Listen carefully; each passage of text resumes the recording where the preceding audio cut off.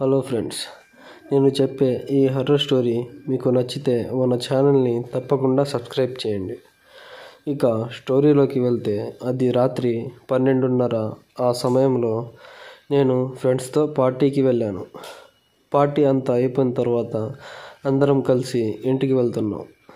అయితే కొద్ది దూరం వచ్చాక మా ఫ్రెండ్స్ అందరూ ఎవరి ఇళ్ళకి వాళ్ళు వెళ్ళారు. నేను ఒక్కడినే ఉన్నాను. అయితే అది గమనించిన నా ఫ్రెండ్ వెనక్కి వచ్చి, నేను నీకు తోడుగా వస్తాలే అని చెప్పాడు.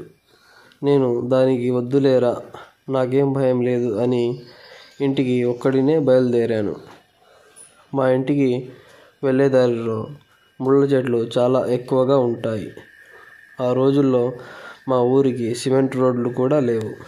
అయితే మా ఇంటికి ఇంకో 20 అడుగుల దూరంలో చేరుకునేసరికి ఒక నల్లటి ఆకారం సుమారుగా ఒక 8 అడుగుల ఎత్తులో ఉంది. దానిని చూసిన నేను కేకలు పెట్టుకుంటూ పక్కనే ఉన్న ఇంటిలోకి వెళ్ళి వాళ్ళ తలుపును గట్టిగా కొడుతున్నాను.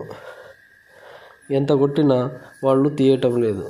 అలా కొద్దిసేపటికి ఆ ఇంట్లో వాళ్ళు వచ్చి ఏమైంది అని అడిగారు. అప్పుడు నేను వాళ్ళకి జరిగిందంతా చెప్పాను. అది విని వాళ్ళు నన్ను పద వెళ్దాం అని ఆ దయ్యం కనబడిన చోటికి తీసుకెళ్లారు. కానీ అక్కడ ఏమీ లేదు. సరే, నువ్వు భయపడకుండా ఉండు అని మా ఇంట్లో వదిలి వాళ్ళు వెళ్ళిపోయారు. ఆ సమయంలో మా నాన్నగారు పాటలు వింటున్నారు. నేను కేకలు పెట్టింది ఆయనకు వినిపించలేదు.